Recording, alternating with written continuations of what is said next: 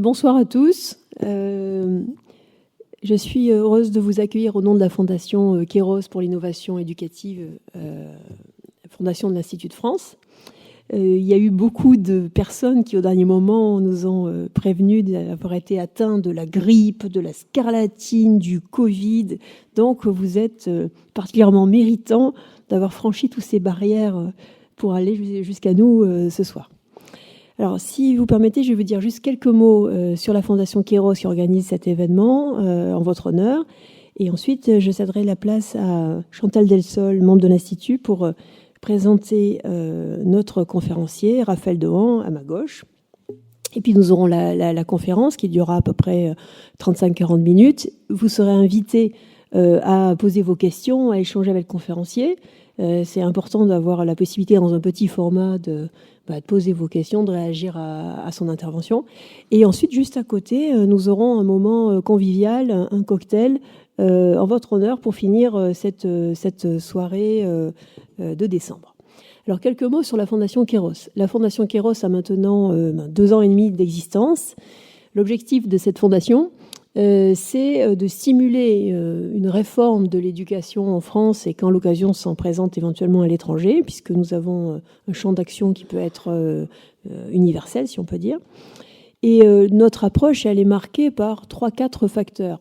Le premier facteur, c'est tout simplement de soutenir la transmission de la culture française avec sa base, marquée à la fois par Rome, Athènes et Jérusalem. Et là, ce soir, nous sommes exactement dans le thème avec l'intervention de Raphaël Dohan, puisque tout bouge dans notre époque, et on peut s'interroger sur la permanence de notre culture. Est-ce qu'elle reste pertinente? Est-ce que ça vaut la peine de la transmettre? Est-ce qu'à l'heure de la cancel culture, il ne serait pas mieux de se tourner vers d'autres horizons? Ou bien est-ce qu'elle a encore du fruit et à quelles conditions elle peut en avoir? Et donc ça, c'est le cœur de notre réflexion à la Fondation Kéros et de notre action. Mais on est aussi persuadé que pour arriver à transmettre cette culture et cet amour de la culture qui la rend féconde, il faut inventer des nouvelles formes. C'est-à-dire qu'on est obligé d'innover pour transmettre. On ne peut pas enseigner comme dans les années 50 ou même dans les années 1980. Tout a énormément changé, les enfants ont changé, la société a changé, les familles ont changé, la technologie, le monde, tout. La population même a enseigné, a changé largement. Et donc, on est obligé d'innover. Et nous faisons ça dans une préoccupation qui est une préoccupation sociale, c'est-à-dire qu'il ne s'agit pas simplement de créer des sortes d'endroits parfaitement élitistes, réservés à quelques personnes qui auraient les capacités financières de se le permettre. Il s'agit de penser à des solutions qui peuvent être accessibles à toutes sortes de personnes qui ont envie d'apprendre. Et le dernier point, c'est que nous essayons de développer dans nos actions un esprit d'entreprise. Il ne s'agit pas spécialement de faire la retape de l'entreprise, mais il s'agit d'essayer de cultiver chez les enfants un esprit d'initiative, l'envie d'entreprendre quelque chose, d'apporter leur contribution à l'édifice au lieu de se laisser balloter au gré des événements. Donc voilà en gros la philosophie générale d'action de la Fondation. Alors que fait-elle très concrètement? Eh bien, elle remet des prix, 2 prix. Un prix de l'innovation pour les écoles, dont le premier prix est doté à 30 000 €, ce qui n'est pas rien. Un prix qui encourage l'initiative, l'esprit d'initiative dans les écoles en encourageant et en récompensant financièrement et honorifiquement des écoles qui sont audacieuses dans la manière de développer cet esprit d'entreprise. Nous faisons des subventions d'une manière générale aux écoles. Nous soutenons aussi des projets qui nous paraissent particulièrement intéressants. Notamment, c'est le cas du test TESIA, c'est un test de mathématiques qui permet de savoir son niveau en terminale dans un contexte où les notes ne veulent plus dire grand-chose, le bac pas non plus. Et donc, si on veut savoir ce qu'on veut et pour savoir ce qu'on peut faire après le bac, faut-il encore avoir une évaluation honnête, objective. Donc, nous finançons ce test dont le représentant est ici présent, Clément de Seguin-Pazy, pour ceux qui voudront le rencontrer. Et en dehors de ces activités, nous avons une activité académique qui est poussée. La maison ici le permet et le soutien et l'investissement de Chantal Delsol qui est ici, qui est administratrice de la Fondation Kéros, est particulièrement déterminant. Nous essayons de développer des colloques, des conférences, des réflexions pour nourrir une action intelligente en matière éducative. Notre dernière conférence portait sur les manières justement de développer l'esprit d'entreprise. La conférence que nous aurons en mars portera sur la manière de transmettre les métiers manuels ça paraît simple. On parle du fait de remettre à l'ordre du jour l'apprentissage depuis plusieurs décennies, mais enfin, le résultat est toujours là, c'est que ça ne va pas en France, la transmission des métiers manuels. Donc c'est important de s'intéresser à ça. Et nous sommes en train de monter aussi un cycle de formation en partenariat avec les Bernardins qui aura lieu aux Bernardins, avec une approche plus philosophique. Donc voilà ce que nous faisons. Et pour toutes ces raisons, nous avons besoin de soutien. Bien sûr, il n'y a pas de subvention d'État, hein, c'est une fondation privée, bien sûr. Nous avons besoin de soutien, chaque don compte. C'est très important que vous puissiez nous soutenir, que vous puissiez aussi parler de notre action à d'autres personnes autour de vous, parce que si nous n'investissons pas avec cette exigence de culture, cette exigence sociale et cette exigence d'innovation, eh bien, il n'y aura pas d'avenir. En tout cas, il n'y aura pas d'avenir à la hauteur du passé français. Et ça, il faut en être bien convaincu. On est vraiment dans une situation qui est une véritable situation de crise, dans laquelle il y a beaucoup de malheurs en perspective, mais aussi beaucoup de possibilités de réaction.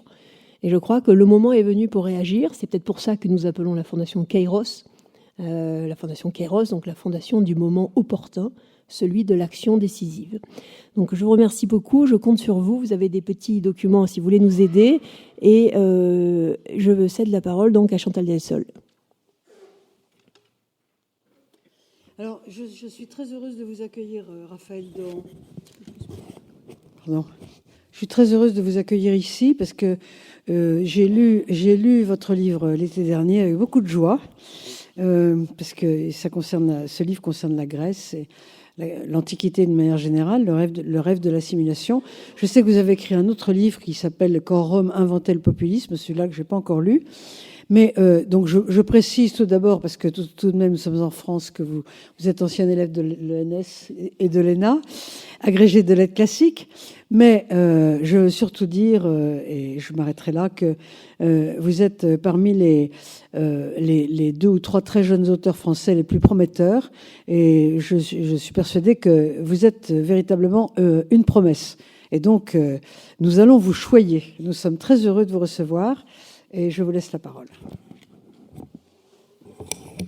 Merci beaucoup. Ce sont des mots qui me touchent vraiment beaucoup, surtout de votre part, quand j'ai beaucoup d'admiration pour tout votre travail. Donc c'est vraiment un honneur ce soir d'être ici, à côté de Chantal Delsol et d'Anne Coffinier, que je remercie pour son invitation.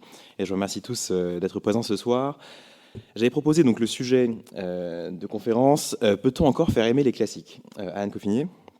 Et en proposant ce sujet, j'ai peut-être péché par un peu trop d'optimisme, parce que, à la réflexion, la question a certes longtemps été de savoir comment donner aux jeunes générations le goût des classiques, mais jusqu'à assez récemment, personne ne remettait en question la pertinence même de l'objectif de transmettre les classiques. Et justement, aujourd'hui, avant de répondre à la question « peut-on encore faire aimer les classiques ?», on aurait presque envie de demander si on a encore le droit de faire aimer les classiques, parce que c'est une question qui devient, en fait, de moins en moins évidente. C'est ce qui a révélé notamment, et je voudrais commencer par là, l'une des récentes polémiques qui animent la guerre culturelle, comme on l'appelle, aux États-Unis ces derniers mois, qui a ceci de particulier, cette polémique, qu'elle se déroulait dans le milieu quand même habituellement assez feutré des études gréco-latines. Donc dans cette polémique, des universitaires américains de renom, de grandes universités américaines, semblaient s'en prendre à leur propre matière, donc celle que les Américains appellent les classics, qui désigne en fait un mélange entre les lettres classiques et l'histoire ancienne, en tout cas ce que nous, en France, nous distinguons comme étant l'histoire ancienne et les lettres classiques. Et à écouter ces professeurs d'université, il fallait tout brûler, c'est une citation, dans cette matière qui, selon eux, était un héritage de temps colonialiste, impérialiste, esclavagiste, dont même l'exercice de la version latine, par exemple, constituait une incarnation. Et donc on a des moments assez extraordinaires où un professeur donc, de latin et de grec dit « J'espère que la matière des classiques va mourir et le plus tôt possible » dans une conférence, ce qui relève non pas tellement de ce qu'on appelle d'habitude la cancel culture, mais ici plutôt une sorte de kamikaze culture où les professeurs eux-mêmes viennent annoncer la fin nécessaire de leur propre matière. Et ce n'est pas resté un débat interne à l'université américaine, puisque ça a aussi eu des effets dans un plus large public et dans un plus large débat en Amérique. Le New Yorker, qui est pourtant un journal quand même de référence, un magazine de référence, a fait un article qui accusait l'historiographie occidentale d'avoir volontairement caché la polychromie des statues antiques, parce que vous savez que les statues antiques n'étaient pas entièrement blanches et qu'elles avaient des traces de peinture. Et donc selon le New Yorker, s'inspirant de ces universitaires, le fait qu'on ait longtemps cru que les statues étaient blanches, c'était pour promouvoir la suprématie blanche et la blanchité dans la société occidentale. Donc, ça c'est vraiment l'exemple le plus extrême et sans doute le plus idiot de ce phénomène, mais je trouve que ça vaut le coup de se demander un peu ce qu'il y a au fond de ces revendications et de ces accusations, parce qu'il n'y a pas que des raisonnements stupides, comme c'est le cas en l'occurrence dans l'article du New Yorker. Donc d'où vient ce mouvement de révolte contre cette matière qui, donc, encore une fois, ne faisait jusqu'ici peur à personne et, au contraire, risquait plutôt de mourir d'indifférence que de haine ou d'hostilité. Alors bien sûr, il y a des causes immédiates, enfin en tout cas on saisit assez immédiatement. Je pense que c'est d'abord la primauté qu'on donne aujourd'hui dans beaucoup de matières à l'analyse des rapports de domination, de l'héritage colonial, des discriminations. Et il n'y a pas vraiment de raison que les classiques, comme ils disent, ou parmi d'autres matières, échappent à ce phénomène. Et ce n'est pas très difficile dans les études anciennes de trouver des objets qui sont supposément problématiques en la matière, que ce soit donc justement la blancheur des statues grecques, l'utilisation de l'Empire romain comme modèle des empires coloniaux en Occident au XIXe siècle, ou même la difficulté de la grammaire grecque et du thème grec qui serait voué à exclure des élèves plus en difficulté. Il y a aussi une autre circonstance qui favorise, dans le contexte politique, cette dynamique, c'est que l'extrême droite américaine, et l'extrême droite européenne aussi d'ailleurs, utilisent parfois, voire souvent, une iconographie et des références issues de l'Antiquité. On a beaucoup de militants d'extrême droite, par exemple, qui revendiquent l'héritage des Spartiates aux Thermopyles, ou prennent l'exemple des Romains du Bas-Empire comme étant une sorte de prophétie de ce qui pourrait arriver à l'Occident. Et même si finalement, ces références sont quand même assez minoritaires dans le discours de l'extrême droite, on ne peut pas dire qu'elle est non plus si envahie par les références antiques et la culture classique. C'était assez pour justifier une sorte de contre-croisade et essayer de défasciser des matières qui ont été jugées toxiques. Ça, c'est vraiment, l'écume de cette mode. Mais je pense qu'il y a une justification plus profonde et un peu plus intéressante à cette rébellion de la part des professeurs de lettres classiques contre leur propre matière. C'est l'idée que la matière elle-même, en tant que discipline, serait le produit d'une vision occidentalo-centrée, blanche donc, et dominatrice de l'histoire humaine, qui aurait fait de la Grèce et de Rome la source de toute civilisation, aux dépens d'autres cultures, d'autres civilisations anciennes, qui auraient été rejetées donc, dans l'oubli, pour servir les intérêts de l'Europe ou de l'Occident. Et donc, selon eux, d'un point de vue même intellectuel, donc, rien ne justifie la prééminence des Grecs et des Romains par opposition aux Phéniciens, aux Égyptiens, aux Assyriens ou à d'autres cultures qu'on connaît mais qui n'ont pas le même prestige dans le milieu universitaire que la Grèce et Rome. Ce qui est un fait. De fait, la Grèce et Rome sont effectivement placés à un stade très différent et dans un statut très différent des autres civilisations antiques. Et donc pour eux, il faudrait reconstruire entièrement la discipline pour la décentrer de la Grèce et de Rome et la faire s'intéresser de manière plus ouverte et inclusive aux oubliés de ce monde ancien, les femmes, les esclaves, les minorités de genre, etc., et surtout les autres peuples au-delà donc du monde gréco-latin. Et donc là, c'est un argument qui est quand même un peu plus solide et qui appelle plusieurs remarques.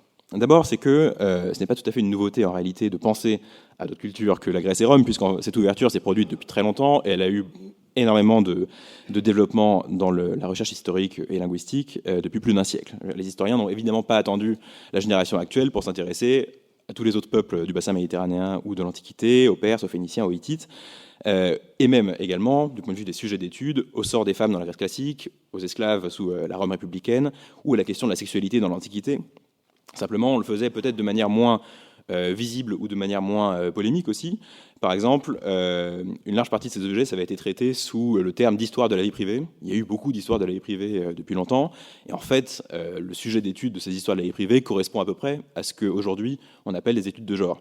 Et donc, l'innovation de ce point de vue-là n'est pas si grande, n'est pas si radicale que ce que certains peuvent bien présenter. En revanche, c'est vrai et indéniable que malgré les études qui ont été faites sur d'autres peuples antiques que la Grèce et Rome, ces deux civilisations conservent toujours dans à la fois l'imaginaire de notre époque et dans le temps d'enseignement une très forte prédominance. La preuve, c'est bien sûr que vos enfants peuvent faire du latin et du grec, mais pas tellement du phénicien ou de l'égyptien à l'école. Alors, je pense qu'en fait, la principale raison, la première en tout cas, c'est un facteur purement matériel, qui est simple, c'est qu'on conserve de la Grèce et de Rome des textes dont la qualité, la longueur, l'intérêt sont sans aucune mesure à ce qu'on conserve d'autres textes, d'autres cultures antiques. C'est-à-dire que les Grecs et les Romains, alors par chance ou pas, ça on en parlera peut-être tout à l'heure, ont bénéficié d'un travail de copie, de transmission de leur corpus d'œuvres, de l'Antiquité à nos jours, qui fait qu'on a du théâtre, de la philosophie, de l'histoire, de la poésie, des romans, des traités d'agriculture, de sport, des lettres, des comptes administratifs, toutes choses qu'on peine un peu à trouver dans ce qui reste de la Phénicie, par exemple, ou du monde hittite. On a bien sûr des restes archéologiques, on a aussi de l'épigraphie, on peut trouver des inscriptions, voire des papyrus dans les climats qui le permettent. Mais justement, on n'a pas une telle diversité de points de vue que ce que propose la Grèce et Rome. Et disons que l'homme assyrien restera toujours pour nous plus obscur, plus lointain, plus mystérieux que l'homme romain, tout simplement parce que pour l'homme romain, on peut lire les pièces de Plaute, les histoires de Tacite, la correspondance de Cicéron, et donc on en a une vision à 360 degrés qu'on ne trouvera probablement pas dans ces autres civilisations. Ça, c'est la considération factuelle. Maintenant, on a quand même envie aussi de demander s'il n'y a pas quelque chose de véritablement singulier dans les classiques gréco-romains qui justifie à la fois qu'on les étudie aujourd'hui et qui explique aussi qu'on ait eu cette persistance de textes et de sources depuis l'Antiquité et à travers les siècles. Alors, il ne s'agit pas de dire que ce serait d'ailleurs une fascination propre à l'Occident ou à l'Europe. D'abord parce que, il y a évidemment d'autres époques de l'histoire européenne qu'on n'a pas autant mis en valeur. Les premiers temps du Moyen-Âge européen ne sont pas du tout présentés à ce point comme étant une référence universelle. Et en plus, beaucoup d'autres cultures se sont passionnées pour l'Antiquité gréco-romaine, même sans avoir aucun rapport avec l'Occident, voire en cherchant à rivaliser avec l'Occident. C'est ce qu'a montré un livre excellent de Michael Luken, qui s'appelle « Le Japon grec », sur l'influence exercée par des intellectuels japonais au XIXe siècle, qui étaient passionnés d'Antiquité grecque et qui ont voulu faire de la Grèce un nouveau modèle pour le Japon moderne. Et je trouve qu'on voit là à quel point l'universalisme du monde gréco-romain dépasse le simple cadre occidental. Et justement, en fait, c'est l'universalisme qui fait le propre d'un classique, à mon sens, et je pense que c'est ce qui pose problème dans les polémiques actuelles sur la pertinence du concept même de classique. Et je pense que quand certains appellent à brûler les classiques, il faut les prendre au mot parce qu'ils viennent en fait d'une philosophie et d'une mentalité qui est effectivement en opposition frontale avec ce que constitue le concept même de classique. Ce qui nous amène donc à nous demander ce que c'est vraiment qu'un classique. C'est d'abord, c'est d'abord une œuvre ou un auteur qu'on a sélectionné de préférence à d'autres. C'est-à-dire qu'on a choisi par un processus conscient de discrimination, de choix, pour le présenter comme une autorité de référence à imiter. Le classicus en latin, c'est un membre d'une classe supérieure. L'auteur classique, donc, c'est une sorte de privilégié qu'on doit respecter et prendre pour modèle. Donc, discrimination, supériorité, privilège, autorité, modèle et référence, tout ça, ce n'est pas très à la mode et ça ne correspond pas, et c'est même l'antithèse de tout ce que défendent les gens qui veulent s'en prendre au classique. De ce point de vue-là, c'est donc assez logique. Ensuite, un classique, c'est une œuvre qu'on a héritée de sociétés passées. Alors certes, il peut y avoir des classiques quasi instantanés. L'Énéide de Virgile a eu à peu près ce sort-là. Shakespeare aussi a été très rapidement admiré au rang de classique dès après sa mort. Mais en principe, le classique, c'est quelque chose qui nous est légué par des siècles plus anciens. Et par principe, en tout cas du point de vue d'aujourd'hui et de certains polémistes actuels, ces époques passées sont empreintes justement de racisme, de sexisme, de patriarcat ou de rapports de domination dont nous ne vivons plus aujourd'hui. Et donc, utiliser ces classiques et les poser comme référence, eh bien forcément, ça voudrait dire importer ces miasmes avec eux. Et c'est précisément l'objet de leur combat que d'essayer de rompre avec ce qu'ils considèrent comme étant des tares de notre culture. Et donc on ne peut pas faire dans cette perspective de ces œuvres des modèles, puisqu'elles perpétuent dans leur ADN même des cadres de pensée rétrogrades qui viennent de ces siècles passés. Et comme justement la fonction des classiques, c'est de garder vivant un lien avec le passé, et même de le faire vivre, on pourrait presque dire quasiment sous respiration artificielle, si ce n'était pas un peu péjoratif. C'est en tout cas une logique de préservation et de régénération perpétuelle qui a par exemple permis à la langue latine de vivre sans trop de variations pendant plusieurs siècles, ce qui normalement n'arrive pas si on laissait la langue vivre organiquement son cours. Et de la même manière, l'Académie française, bien sûr, vous le savez, n'a chez nous pas d'autre but que d'essayer de préserver l'usage de la langue française et d'éviter sa déliquescence qui normalement est le sort de toute langue. Et donc l'accusation que subissent aujourd'hui les classiques n'est pas si superficielle ou idiote ou à la mode qu'on pourrait le croire au premier abord. Et on pourrait même, en allant plus loin, y voir une nouvelle incarnation d'une vieille dichotomie qui implique les classiques et qui avait magistralement décrite Hippolyte Taine dans Les origines de la France contemporaine. Dans ce livre qui essaie d'expliquer la Révolution par des causes très profondes dans la société de l'Ancien Régime, Hippolyte Taine décrit précisément ce qu'il appelle l'esprit classique. Et cet esprit, pour lui, donc c'est bien sûr celui de La Fontaine, de Molière, de Montesquieu et de l'Académie. Ce classicisme donc, se caractérise par sa tendance à l'universel, au général, à l'intemporel et à l'impersonnel. Taine, d'ailleurs, fait cette distinction, enfin cette définition, en condamnant plutôt l'esprit classique. Parce que pour lui, c'est justement cette tendance au général, à l'universel, à l'impersonnel qui a mené aux errements de la terreur pendant la Révolution. Et donc, mais si on peut quand même garder, je pense, sa définition du classicisme et de l'esprit classique, qui est donc en relation assez étroite forcément avec l'humanisme traditionnel, celui qui est hérité justement de la Grèce et de Rome, et qui croit en premier lieu à l'unicité de l'expérience humaine. Le classique, l'auteur classique, écrit et pense de manière simple, pure, claire, il croit en la raison, et donc aussi il utilise de grandes idées générales, des types, voire des stéréotypes, pour penser aux pièces de Molière, mais évidemment avec comme modèle les pièces de Plaute, c'est l'avare, le mari jaloux, le soldat fanfaron, l'amant éperdu. Ce sont des stéréotypes, des généralités, des généralisations que l'esprit classique aime bien parce que c'est ce qui lui permet de proposer sa vision du monde de manière simple et logique. Et donc le classique, c'est toujours l'interprétation de Taine que je trouve assez vraie, s'intéresse assez peu à l'individu en tant que tel, à ses émotions particulières, à la singularité de son caractère, à la texture, au détail de la vie réelle et concrète, toute chose que le romantisme mettra plus en avant dans la littérature. Et Taine regrette que, chez les classiques, et je le cite, « il manque au personnage l'étiquette personnelle, l'appellation authentique et unique qui est la marque première de l'individu ». Et je trouve que les anticlassiques d'aujourd'hui s'inscrivent assez bien dans cette tendance donc d'inspiration un peu romantique, même si quelque peu dégradée, défendue par Taine, qui est celle justement de l'étiquette personnelle. J'aime bien cette expression parce qu'aujourd'hui on peut penser aux fameux pronoms qu'utilisent beaucoup justement de progressistes américains de ce camp-là, qui peuvent être personnalisés à l'infini, en variant les they, them, she, her, etc., pour tenir compte de la moindre variation de sensibilité et d'identité de l'individu, qui par ce moyen des pronoms, donc, se donne à lui-même l'étiquette personnelle dont parle Taine et qui est si fondamentalement opposée à l'esprit classique et à sa tendance à l'essentialisation et à la catégorisation. Pour eux, justement, il est impensable, et il est même provocateur ou agressif ou violent, de parler d'un groupe d'individus en généralisant, en disant les femmes ou les hommes. C'est justement le contraire donc, de l'esprit classique, qui lui va chercher à classer en grandes catégories parce que ça lui paraît nécessaire à l'expression claire de la pensée et à la transmission des informations et des idées de la manière la plus fluide possible.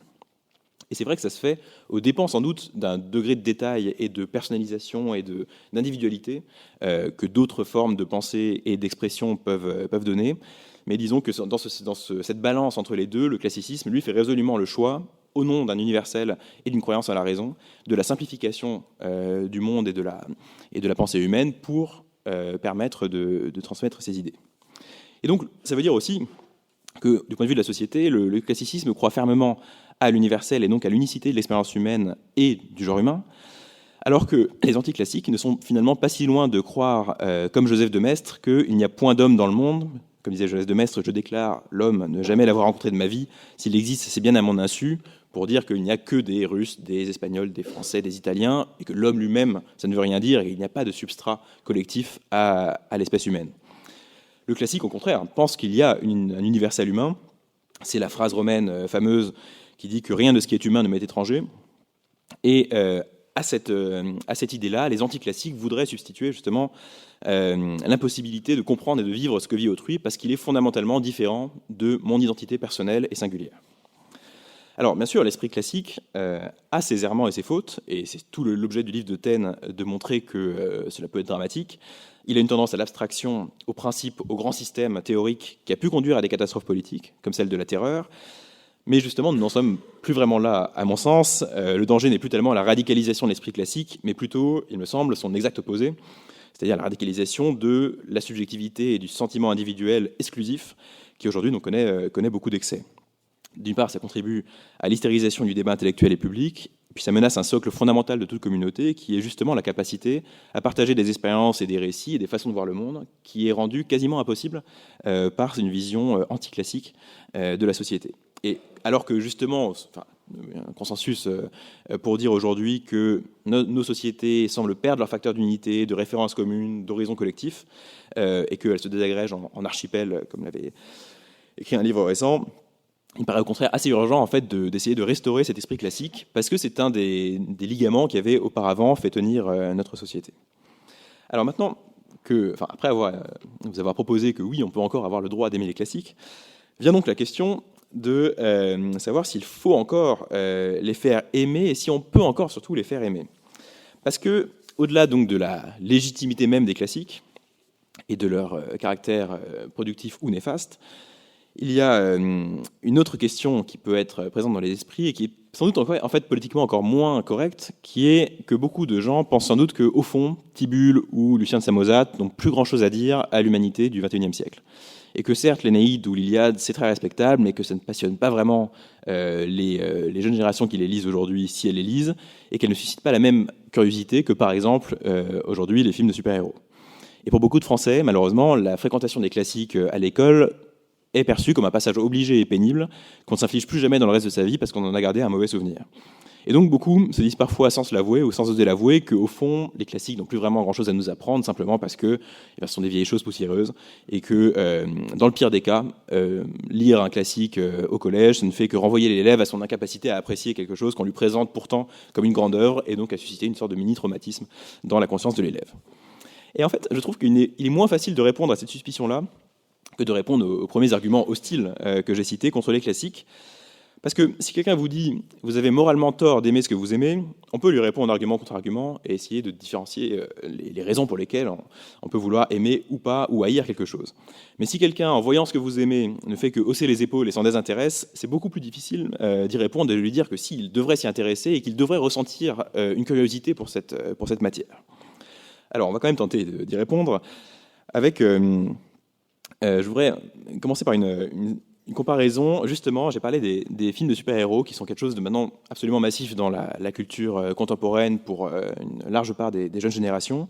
Et beaucoup, dans la défense de ces films et de ces univers, avancent l'idée que justement ce serait une continuation de la mythologie antique, que ce serait une sorte de nouvelle mythologie, de nouvelles façons d'héroïser le monde et de créer des mythes communs à nos sociétés contemporaines.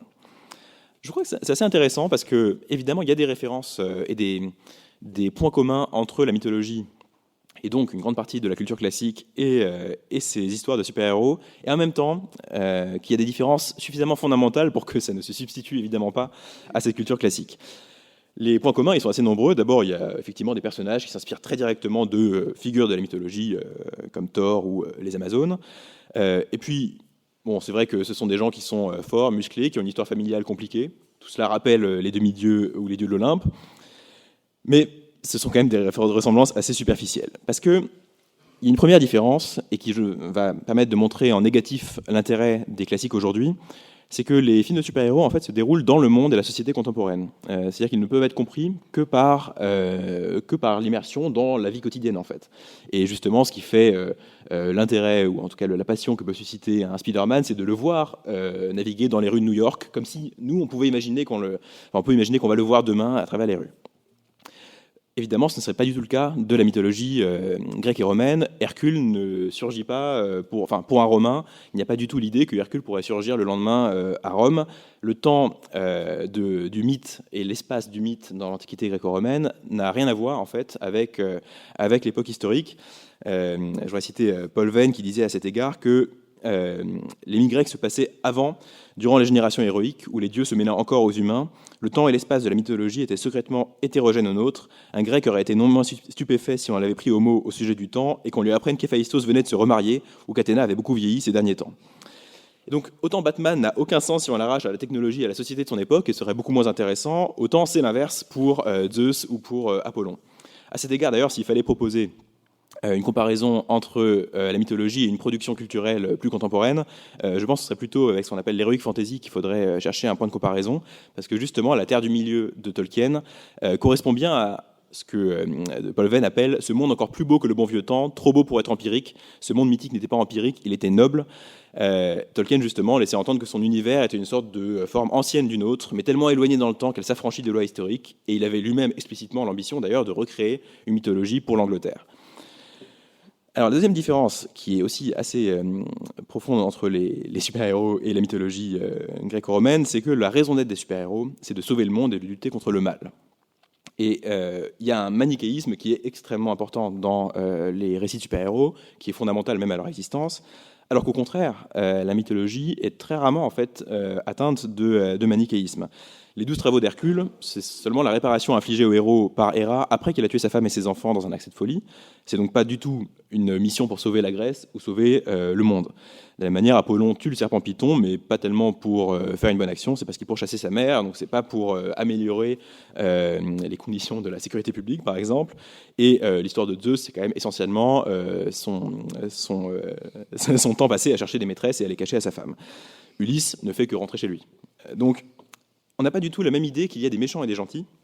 Les deux camps dans l'Iliade s'affrontent quasiment sans raison, parce que l'Iliade commence bien sûr à la fin de la guerre de Troie. Donc on ne connaît, si on ne lit que l'Iliade, on n'a pas le début et la raison de la guerre de Troie. Simplement parce que la guerre fait partie du lot de l'humanité et que Homère décrit la guerre sans vouloir accuser ni les Troyens ni les Achéens. C'est une perspective qui est vraiment impensable pour les scénaristes de films de blockbusters d'aujourd'hui. Et même quand certains essayent de trouver des méchants avec une perspective un peu plus subtile sur la morale humaine, ils ne font en général pas à s'élever, comme dirait l'autre, au-delà du bien et du mal. Et donc justement, il me semble que le propre des classiques aujourd'hui, et plus aujourd'hui encore peut-être qu'à d'autres époques, c'est de nous montrer que la littérature, et l'art en général, peut s'abstenir de délivrer un message, dans le pire sens du terme, sur la société ou la morale. Ils sont d'abord motivés par l'ancrage, on l'a vu, dans une humanité intemporelle et universelle, aussi par le pur plaisir du récit. C'est d'abord ça qui a fait la naissance de l'épopée, sans la pesanteur d'une mission à accomplir ou d'un monde à sauver ou d'un bien à faire régner. Et c'est justement, à mon sens, qui les protège de l'épreuve du temps, même quand il se déroule d'ailleurs dans un lieu ou une époque précise. Là, je parlais de la mythologie, mais Madame Bovary, qui pourtant se passe évidemment dans un endroit et une chronologie extrêmement précise, dépasse largement le monde de la province du XIXe siècle, et on ne peut évidemment pas voir dans Madame Bovary un conflit manichéen entre le bien et le mal, ça va de soi. Mais donc lire les classiques, ça revient à apprendre à se décentrer dans une époque qui justement ne pousse pas tellement à l'acceptation de différents points de vue subtils sur une question. Et lire les classiques, c'est aussi réussir à accepter un rapport au monde moins conflictuel, plus apaisé, et avec l'assurance que la création humaine ne se périme pas avec le temps, ce qui me semble est aussi quelque chose d'important, et une preuve d'humanisme, là encore, et d'universalisme, puisque quand on lit un classique, c'est qu'on a la confiance que ce qu'avait à dire un grec du 5e siècle avant notre ère nous est toujours destiné, et que nous le lisons comme si rien ne nous séparait de cet homme-là, alors que tout nous sépare de cet homme-là. Et si on n'en est pas persuadé, si on pense que justement les hommes d'il y a 200 ans n'ont plus rien à voir avec nous, n'ont rien à nous dire, eh ben on peut très rapidement arriver à la conclusion que les hommes d'un autre continent et de 200 km n'ont pas non plus grand-chose à nous dire et que ce ne sont pas les mêmes gens que nous et qu'il faut s'en séparer. Donc je pense que la capacité des classiques à nous mettre en relation à travers le temps est aussi une manière de nous enseigner à nous mettre en relation à travers l'espace. Alors ça, ce sont vraiment les raisons fondamentales pour lesquelles je pense que les classiques ont un intérêt en tant que classiques aujourd'hui. Au-delà du fait que, bien sûr, ce sont des grandes œuvres qui ont chacune leur intérêt propre, et ça va de soi et je ne reviendrai pas dessus. Mais dire tout ça, ce n'est que des bons sentiments si nous ne parvenons pas à en convaincre les jeunes générations et les élèves d'aujourd'hui. Et les convaincre vraiment, c'est-à-dire qu'il faut qu'ils ressentent de l'intérieur, par eux-mêmes, l'intérêt de lire les classiques, et pas seulement parce qu'on leur a dit que c'était important de les lire. Et pour ça, il me semble que la première solution, le premier objectif en tout cas, le premier but, c'est de leur faire trouver du plaisir dans la lecture de ces classiques. Or, on a une difficulté aujourd'hui qui, je pense, anime aussi les réflexions de la Fondation, c'est la capacité d'attention des élèves, qui est devenu un problème massif et qui s'aggrave de manière extrêmement rapide. Je lisais récemment un article d'un entrepreneur de la Silicon Valley, un Américain, qui a fait 2 applications visant les lycéens en Amérique, et une en 2017 et une en 2022, et qui ont toutes les 2 extrêmement bien réussi. Et il expliquait que les messages qu'adressaient les utilisateurs, donc lycéens de ces applications, pour se plaindre d'un bug ou d'un problème aux créateurs de l'application, avaient dramatiquement chuté en qualité et en capacité de syntaxe entre 2017 et 2022. C'est-à-dire qu'avec le même public, avec le même type d'application et de contexte, il a vu lui-même à quel point les élèves étaient devenus incapables de faire des phrases longues, de faire des phrases structurées, même de mettre de la ponctuation, enfin ce genre de choses. Et je trouve ça intéressant que quelqu'un qui n'a pas du tout, d'ailleurs, qui vient pas du monde de l'éducation, qui n'a pas du tout de prise de position dans les débats publics sur ces questions-là, et qui est un ingénieur de la tech américaine, puisse voir un tel effet en seulement 5 ans. Je trouve ça assez impressionnant. Ce qui montre d'ailleurs qu'il y a un débat plus large à avoir probablement que simplement éventuellement les défaillances de l'éducation nationale, et que c'est quelque chose qui est très profond dans les sociétés actuelles. Et donc, autant je n'ai pas de doute que quelqu'un qui se lance, un lycéen, dans la lecture de l'éducation sentimentale et persiste un peu, finira par être emporté par l'histoire de Frédéric Moreau et la plongée, qu'on pourrait presque dire, en réalité virtuelle dans le Paris du milieu du XIXe siècle. Justement, l'inconvénient, c'est qu'il faut persister un petit peu et ne pas s'arrêter à la 10e page, voire à la première page.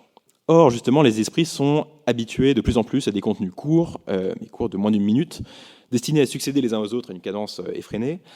Et il paraît que la version chinoise de l'application TikTok, puisque tout le monde pense à l'application TikTok dans ces cas-là, se verrouille automatiquement après 45 minutes quotidiennes pour les utilisateurs de moins de 16 ans en Chine, et leur propose par ailleurs une séquence éducative toutes les 4 publications. C'est pas le cas du tout, comme vous le savez, de la version de TikTok qui a cours dans le monde occidental, où en moyenne, elle occupe quand même 6 heures quotidiennes de l'attention des adolescents français. Donc on a vraiment quelque chose qui me paraît assez extraordinaire que dans son impact, qui, je trouve, justifie qu'on en parle d'ailleurs beaucoup plus dans le débat public, parce que 6 heures de l'attention des adolescents qui est prise par une application qui en plus est faite par une puissance rivale et qui a vraiment été conçue par des équipes de psychologues et d'ingénieurs pour créer un sentiment d'addiction et franchement indirectement pour abêtir des générations entières. Donc il faut réussir à dépasser ce mur et cet obstacle pour réussir à intéresser aux classiques qui, eux, demandent un tout petit peu plus que 30 secondes pour susciter de l'adhésion. Malgré ce constat, je suis quand même pas tout à fait pessimiste et je pense que tout n'est pas perdu. Parce que la même génération d'adolescents qui passent son temps justement sur TikTok peut être aussi capable, pour une partie peut-être plus réduite d'entre elles, mais tout de même assez significative, d'assister, de s'intéresser et même de créer du contenu en format particulièrement long.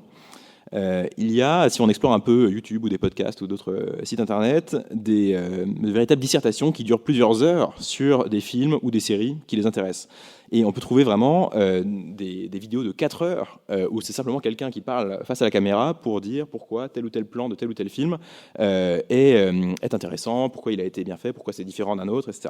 Et ce qui est amusant, et ça m'a toujours frappé, c'est qu'ils ont recréé, quasiment spontanément d'ailleurs, des façons de faire et une mentalité qui était jusque-là propre plutôt à la critique littéraire et à la théorie critique, avec la même volonté d'identifier des procédés, des registres, des figures, des genres et des évolutions de genre à travers le temps. Et je trouve que ça, c'est quelque chose qui peut rendre très optimiste sur la capacité, y compris via les outils numériques, à une attention très focalisée et très longue sur un sujet, malgré tout ce qu'on peut observer par ailleurs en matière de perte d'attention.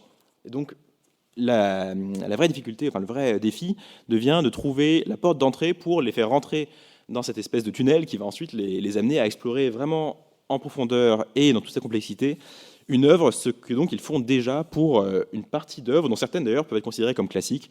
Je pense par exemple, il y a beaucoup de vidéos de ce type sur le cinéma de Stanley Kubrick, qui est quelque chose qui est toujours très populaire.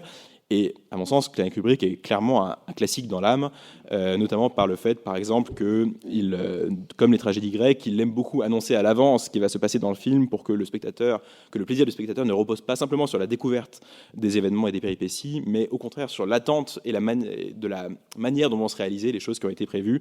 Dans Barry Lyndon, le narrateur passe son temps à annoncer à chaque scène ce qui va se passer dans la scène suivante. C'est quelque chose qu'au fond, Eschyle n'aurait pas forcément renié. Donc, il faut trouver la clé pour focaliser cette attention sur les classiques et entraîner ce mouvement et cet état d'esprit qui est déjà présent de manière latente chez les adolescents et qui suffirait de débloquer pour les adapter à nos œuvres plus anciennes. Alors, il y a 2 voies qui s'offrent à nous et qui doivent être empruntées, je pense, simultanément.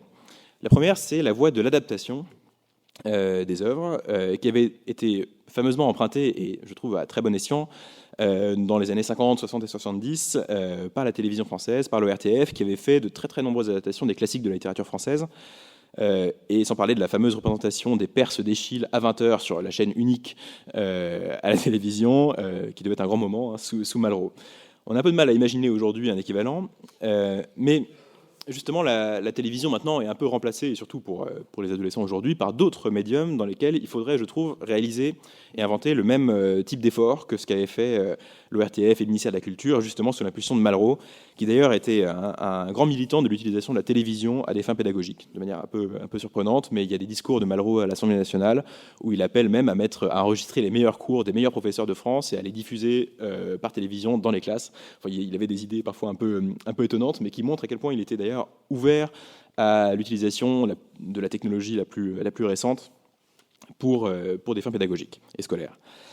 Donc aujourd'hui, la télévision n'est plus le lieu où on touche ces jeunes générations, mais il serait possible de faire le même travail d'adaptation pour d'autres formats et d'autres médiums, en visant cette fois précisément les plateformes de vidéos sur Internet, mais aussi les jeux vidéo, bref, d'autres médiums qui sont utilisés par plusieurs générations, et d'ailleurs pas seulement les adolescents, et dans lesquels on pourrait très bien faire un système une adaptation systématique de tous les classiques de la littérature française, de la littérature antique, et ainsi toucher directement à la source les gens par le médium pour ensuite les intéresser au contenu et ensuite les faire aller à la lecture, puisque c'est ce qui se passait avec la télévision, où beaucoup de lecteurs de la littérature française y ont été amenés parce qu'enfants, ils avaient vu leurs adaptations télévisées. L'autre voie, évidemment, c'est celle de l'école, qui serait l'objet d'une conférence, même plutôt de 10 conférences, et c'est aussi l'objet de la Fondation Kairos. Mais je voudrais m'intéresser en particulier à un détail dans la manière dont l'école enseigne les classiques, qui a à mes yeux beaucoup d'importance, en tout cas qui m'a toujours intéressé, qui est celui de l'exercice traditionnel du commentaire ou de l'explication de texte. Beaucoup d'élèves s'y cassent les dents et y voient une sorte de pensum incompréhensible en s'imaginant que l'objectif de l'exercice est de découvrir ce que l'auteur a voulu dire mais qu'il n'a pas dit. Avec cette phrase qui revient assez souvent, mais comment on sait vraiment que l'auteur a voulu dire ça dans un texte? Et donc le texte, souvent, ils le perçoivent comme une sorte de boîte noire ou une sorte de puzzle dont il s'agirait de trouver la clé ou l'agencement, ce qui est un peu idiot quand on y pense, puisque si l'auteur avait un message à faire passer, il n'aurait pas forcément eu besoin de le mettre dans un texte qui nécessite 2 heures de travail d'un élève de 4e pour recomposer le message. Il aurait pu donner le message sans avoir à le crypter. Mais évidemment, c'est que les textes ne sont pas, en général, des messages à décrypter, et qu'une explication de texte n'est pas ce que souvent les élèves croient qu'elle est. Ce n'est pas un travail de recomposition d'un puzzle, c'est simplement en fait faire ce que donc les élèves font eux-mêmes quand ils vont sur ces vidéos dont je parlais tout à l'heure pour parler d'une série ou d'un film qu'ils aiment. C'est expliquer en fait tout simplement pourquoi un texte est formidable, pourquoi il nous émerveille et pourquoi il nous donne tant de plaisir, éventuellement comment il a été fait, par quels moyens, ce par quoi il a été inspiré, comment il se distingue des autres ou comment il a entraîné d'autres créations ensuite. Et en fait, ce sont des choses qui les intéressent spontanément. Enfin, beaucoup d'élèves s'intéressent énormément à ça pour d'autres domaines peut-être que les classiques, mais il n'y a pas de raison que ce soit des questions qui ne les intéressent pas s'agissant de Madame Bovary ou de l'éducation sentimentale. Et donc, le commentaire de texte, et je pense qu'il faudrait peut-être, dans la manière dont c'est enseigné aujourd'hui, l'expliquer de manière beaucoup plus claire, n'est pas un travail de détricotage du texte, c'est plutôt en fait un travail d'introspection sur soi-même et sur la réaction qu'on a à l'effet d'une œuvre. Il ne s'agit pas de savoir ce que l'auteur voulait dire, il s'agit de savoir pourquoi je réagis de cette manière à un texte, quel est l'effet de ce texte sur son lecteur.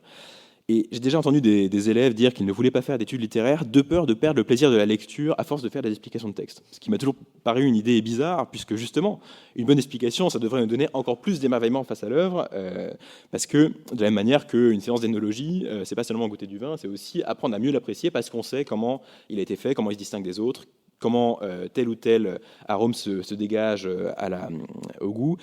Bref, il n'y a aucune raison pour que, a priori, le travail sur la littérature empêche le plaisir de la littérature. Au contraire, je pense que les deux sont intrinsèquement liés et que c'est bien ça qu'il faudrait mettre en valeur. Un plaisir bien compris me semble toujours plus grand que le plaisir mal compris. Et donc, pour faire aimer les classiques, je crois que c'est vraiment ce dont nous devons convaincre les élèves aujourd'hui. Ça passe donc à la fois par l'école et par tout un ensemble donc d'adaptations extrascolaires, et où je pense qu'il faut aller résolument dans tous les domaines que permettent aujourd'hui la technologie pour le faire. Parce que justement, les classiques, par leur nature même, n'ont absolument rien ni de compliqué ni d'obscur, et qu'il serait dommage que leur lumière reste un peu trop longtemps encore inaperçue. Voilà ce que je voulais vous dire aujourd'hui sur l'importance des classiques.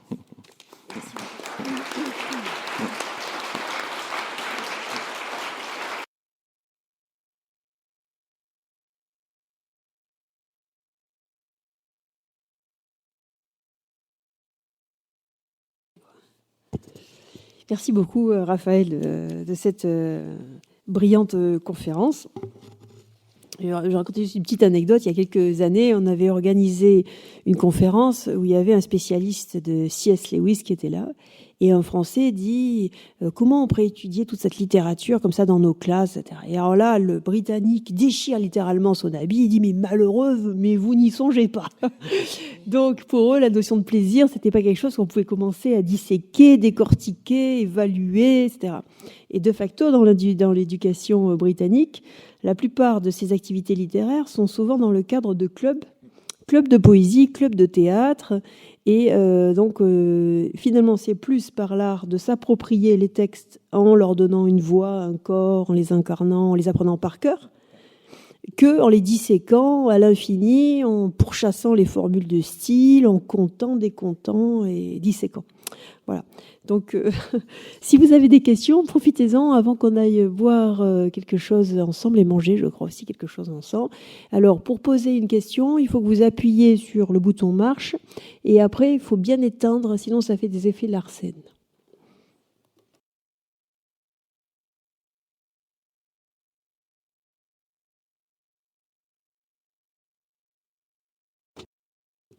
Oui, moi je voulais juste partager une expérience de maman parce que effectivement, en ayant eu un certain nombre d'enfants, on essaie de les pousser à lire les classiques.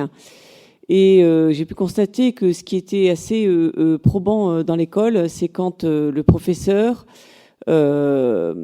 propose justement les Lewis des versions, des traductions qui sont belles et agréables à lire, et qui poussent les enfants à aller choisir justement, à faire une démarche de choix de leur classique dans le classique lui-même.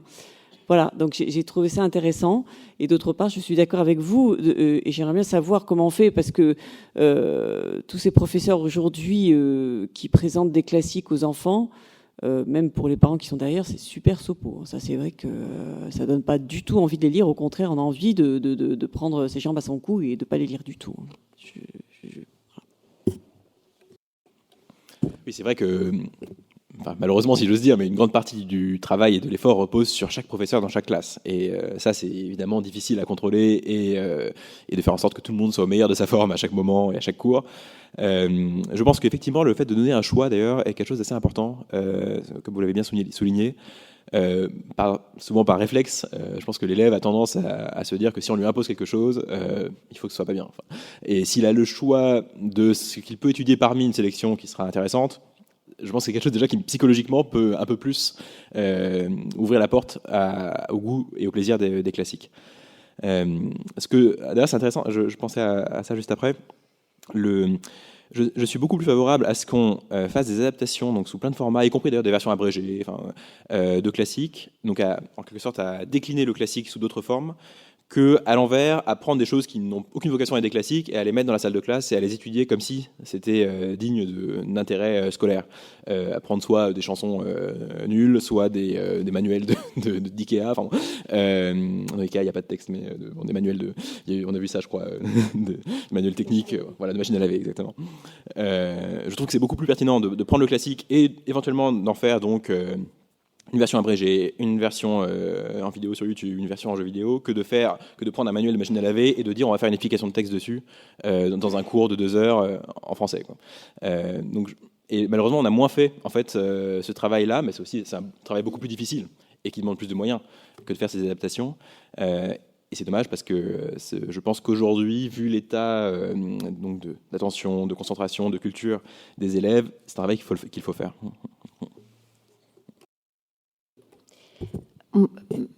Oui, moi je suis là.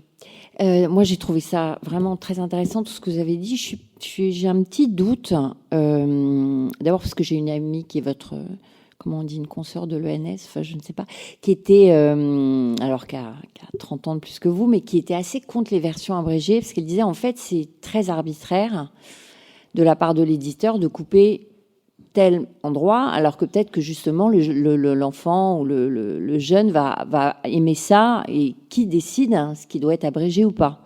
Est-ce que même sans doute c'est les descriptions, etc. Ce qui ramène en fait, même si d'après vous j'ai compris un peu que l'histoire de finalement faire une adaptation pour après découvrir une œuvre, c'est un petit peu comme la classe inversée finalement, c'est une façon de parler de l'œuvre et puis après une fois qu'on a donc ça je trouve ça très intéressant cet aspect-là, mais il y a toujours un rapport D'une part au temps, c'est-à-dire le temps que vont passer les enfants après à vouloir lire l'œuvre originale par rapport à une adaptation, ou parce qu'on sait bien qu'ils ont énormément de problèmes à passer du temps sur quelque chose, et puis le fait que ça soit un livre par rapport à une adaptation télé, enfin en tout cas sur une plateforme Netflix, il n'y a pas l'image, et donc on a quand même un problème de cerveau qui ont évolué par rapport à la découverte des classiques qu'on avait par rapport à il y a 30 ans, du fait que en fait l'objet du livre en lui-même est quand même très différent de tous les supports voilà.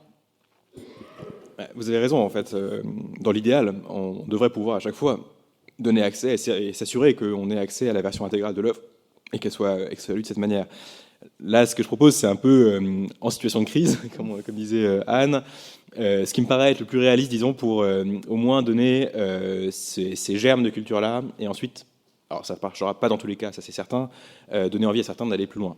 Et par ailleurs, je voudrais rajouter une chose, c'est que cette question d'adaptation, pour moi, c'est quelque chose qui doit être plutôt périphérique à l'école. C'est-à-dire qu'il ne s'agit pas forcément de montrer ça dans le cadre de l'école, qui me semble un autre rôle, mais qu'il y ait des choses qui attirent les élèves dans leur propre loisir, en fait, et que ce soit un lien assez vertueux de ce point de vue-là entre le divertissement et l'apprentissage.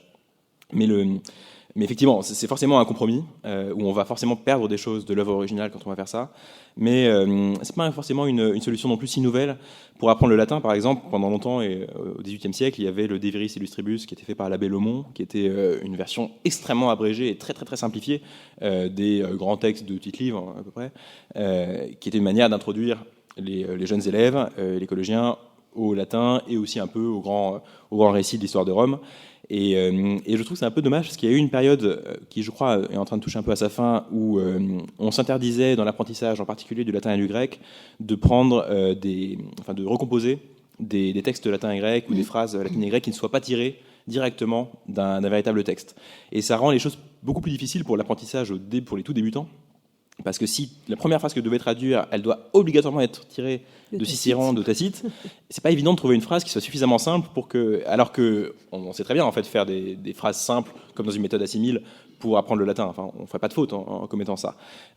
Et on le faisait donc au siècle passé. Donc je trouve que ce serait assez bénéfique qu'on puisse revenir à ce genre d'apprentissage qui, à la fin évidemment, à la fin de la scolarité, mène à une étude complète des textes, mais qui, je pense, qui clairement était meilleur et plus approfondi que ce qu'on fait aujourd'hui en terminale.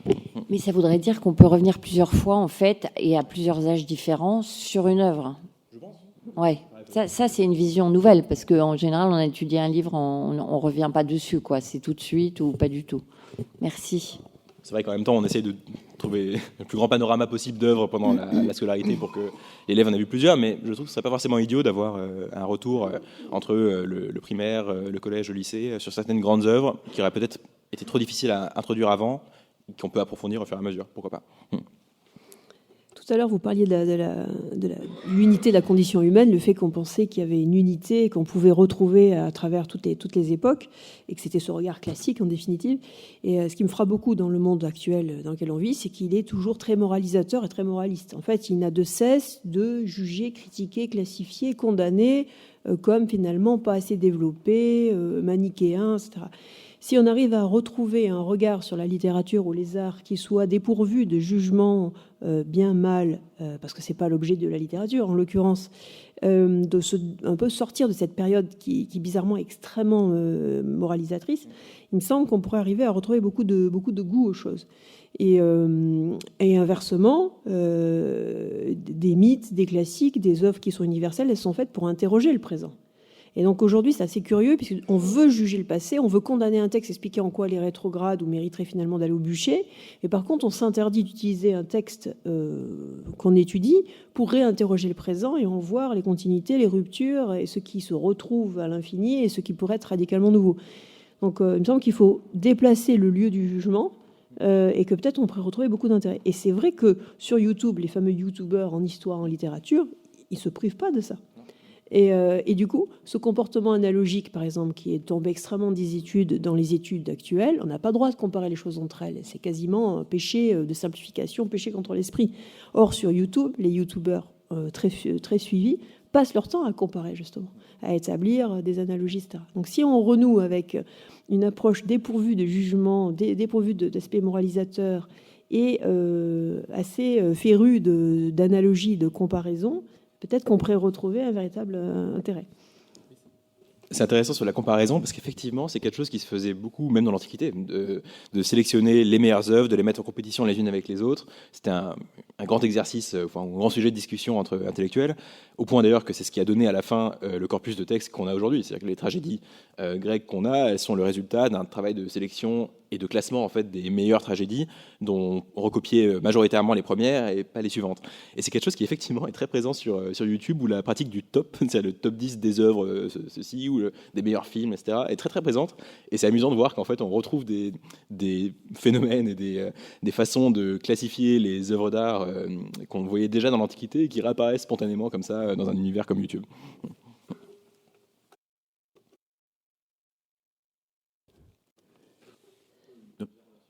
Question ?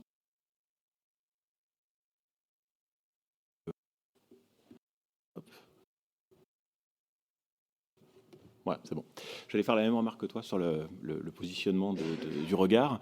Et je voulais revenir sur ce que vous disiez par rapport à l'adaptation. En fait, moi, je vois deux choses. Je pense que l'adaptation, comme vous le dites, est très utile, pour ne pas dire indispensable. Je viens du monde de l'édition. On sait que l'édition a fait un travail extraordinaire depuis 50 ans pour essayer de simplifier, de rendre plus accessible justement toutes ces œuvres, avec des abrégés, comme vous le dites, avec des textes simplifiés. Parce que dans la forme, il faut bien dire que pour de très nombreux élèves, c'est compliqué de lire un texte du 15e, du 16e, c'est d'ailleurs très compliqué même pour des adultes. Et ça doit être fait. Il y a des choses formidables qui ont été faites en BD, parce que, encore une fois, on peut parler de la forme de ces classiques qui est difficilement accessible, mais en termes de contenu, en termes de scénario, c'est passionnant. Et c'est tout aussi passionnant pour un gamin qui a 16 ans aujourd'hui que ça l'était pour quelqu'un il y a 500 ans. Donc sur la partie adaptation, je pense qu'il y a vraiment un travail à faire. Et effectivement, il faut peut-être moderniser l'accessibilité des textes. Sur le contenu, en revanche, je pense que là, c'est le boulot des professeurs de présenter en fait toute l'universalité des œuvres, qui fait que les questions que peuvent se poser un personnage justement d'un classique écrit il y a 500 ou il y a 1000 ans peuvent être tout à fait les mêmes que celles que se pose un adolescent d'aujourd'hui. Et donc, c'est le talent de l'enseignant. On sait qu'on fait tout ça en tant qu'enseignant, en tant que responsable d'école, d'essayer de ramener les enfants à leur environnement pour justement les faire accéder à une nouvelle connaissance. On le fait en maternelle de manière très, très pragmatique, en parlant du monde et de l'environnement. On le fait au lycée d'une manière différente. Mais je pense que c'est une combinaison des deux qui a peut-être le plus de chances de réussir, rendre accessible pour intéresser, mais par contre ne rien transiger sur le contenu et l'universalité, l'intemporalité qu'il y a de l'œuvre. Oui, tout à fait d'accord. Et merci d'avoir mentionné la BD que j'ai oublié de citer, alors que c'est évidemment un grand aspect. Et moi-même, ma passion de l'Antiquité vient notamment de la lecture des albums d'Alix. Donc voilà. Et qui en plus sont des BD où il y a beaucoup de textes en fait. Enfin mine de rien. Et quand on est petit, ça fait beaucoup lire en fait quand on lit ces BD. Et ça suscite des vocations. Donc c'est important. Il y a un art aussi qui n'est plus beaucoup en cours, mais qui a été fondamental, c'est l'art du pastiche. Ou alors les suites de textes. Et donc l'idée de rentrer dans un texte en étant capable de faire une suite, voire une suite parodique, plutôt que le décortiquer jusqu'à le rendre mort. Parce que c'est quand même ce qu'on fait globalement dans les études de texte actuelles. On dirait qu'on veut vraiment en finir avec le texte, jusqu'à le désosser définitivement, jusqu'à ce qu'il ait plus l'ombre d'un quart de séduction.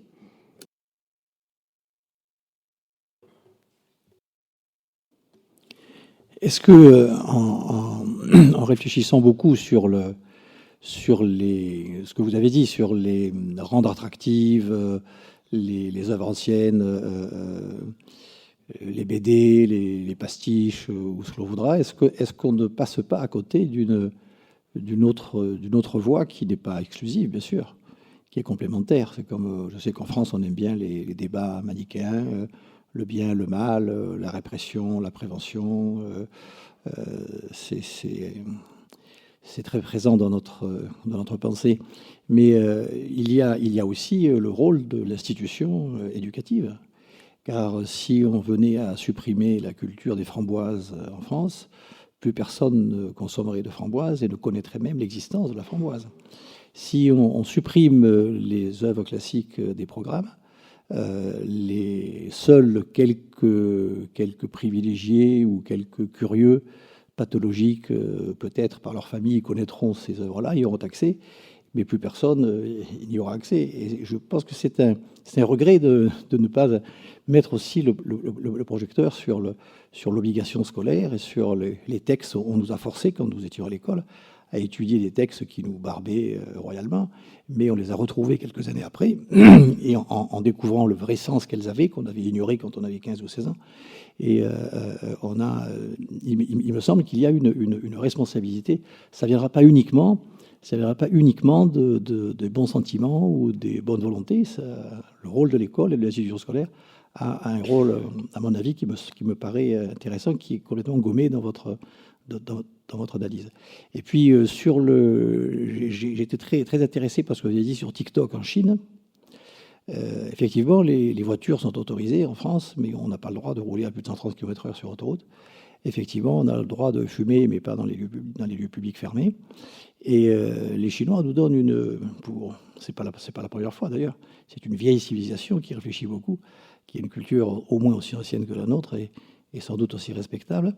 Mais le fait de bloquer les comptes passer une certaine durée, c'est sans doute pas pour embêter TikTok, c'est pour tirer les conséquences d'une analyse psychologique et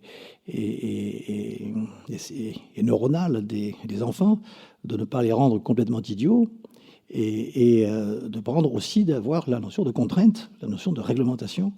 Et on le sait peu, mais n'importe quel pays peut prendre les mêmes dispositions. Et si les pouvoirs publics en France ou plus largement en Europe ou dans le monde occidental ne le font pas, c'est par lâcheté ou par bêtise ou par intérêt, je ne sais pas. Peut-être l'intérêt de rendre aussi, parce que les Chinois ont intérêt peut-être à ce que les Occidentaux deviennent tous des petits crétins, mais certains gouvernants ont aussi sans doute un intérêt à ce que tous les citoyens deviennent des bons consommateurs, un peu crétinisés, parce qu'on peut leur vendre plus facilement n'importe quoi. Donc la notion d'obligation scolaire serait à compléter, et la notion de contrainte, de réglementation, d'encadrement, me semble là aussi absente, et j'ai presque cru ressenti que vous regrettiez que les Chinois fassent cela, alors que ça me paraît être, et en plus en ajoutant une séquence éducative, c'est très intéressant de voir qu'ils se le réservent pour eux, mais ils n'interdisent pas que les Français ou les Anglais ou les Allemands le fassent. Hein. Mais on pourrait très bien l'obliger aussi. Hein. Alors, c'était pas du tout un reproche ou un regret. Au contraire, je trouve que ça montre justement que c'est quelque chose qui devrait... J'ai pas d'avis tranché sur la question, enfin, je trouve que ça mérite réflexion, mais en tout cas, je trouve pas ça illégitime que les pouvoirs publics, y compris en Europe, s'interrogent sur la réglementation du contenu même du mode d'accès à des applications comme celle-ci. Donc non, vraiment, je suis assez d'accord avec vous. Et sur la question de la contrainte, pour répondre rapidement, en fait, je suis d'accord avec vous. Je pense qu'il y a toujours besoin, à un moment, on doit faire apprendre par cœur des poèmes, on doit obliger à lire des œuvres, etc.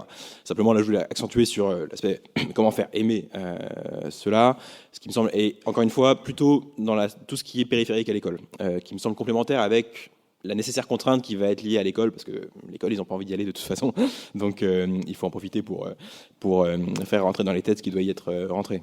Mais aussi, parce que je pense qu'on peut faire aimer beaucoup plus encore que de loin, que ce qu'on fait aujourd'hui. Je pense à la fin du XVIIIe siècle, au début du XIXe, les classiques, c'était vraiment une mode passionnée, enfin pour beaucoup de gens qui se prenaient pour Énée ou pour Achille et les filles s'habillaient en robe antique, etc. Et voilà, c'est ça qu'il faudrait réussir à instaurer aujourd'hui. Merci beaucoup, Raphaël Dohan. Je conclurai, si vous voulez bien, en rappelant qu'il y a certains pays, et ça se faisait d'ailleurs en France, où une des manières de faire aimer à l'école, je dis bien à l'école, les classiques, c'était déjà de mettre en scène ces classiques, alors d'une part par les élèves, mais aussi en mêlant, ça se fait en Grande-Bretagne, les professeurs et les élèves. Donc quand vous jouez avec vos propres professeurs des scènes de classiques, évidemment, l'affaire est tout à fait différente. D'une manière générale, c'est la question de l'incarnation. Lorsque le professeur a l'air de vivre d'une joie de l'esprit en fréquentant une matière ou un contenu, évidemment, les élèves ont envie d'aller à sa suite. Maintenant, si le professeur lui-même a l'air d'être absolument désespéré parce qu'il faut qu'il étudie un texte, évidemment, ça peut pas fonctionner. Donc, et je crois que c'est Paul VI qui disait que notre temps avait plus besoin de maîtres que de témoins que de maîtres.